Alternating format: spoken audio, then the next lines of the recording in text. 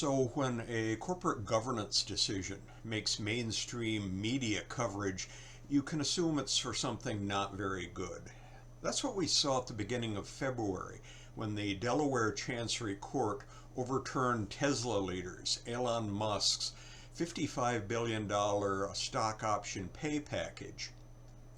The coverage on this has tended to be kind of populist discussion on how much should someone get paid, but I think this is overlooking the real lesson that all boards should be taking away.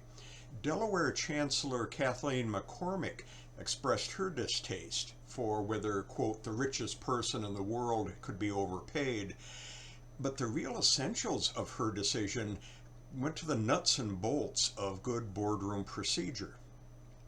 Musk is a controlling shareholder of Tesla with 12.9% of outstanding stock. So that meant that the board had to meet an entire fairness process in setting his pay.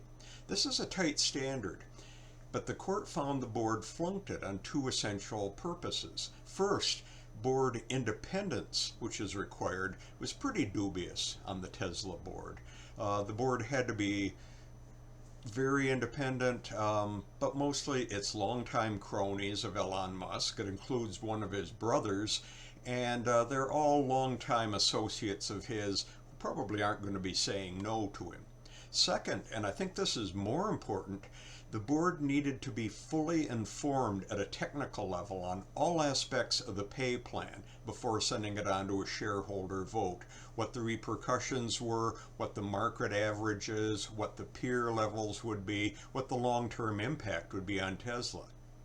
In fact, it looks like they only saw a quick take it or leave it basic discussion of the pay plan before they voted it up and sent it on to the shareholders.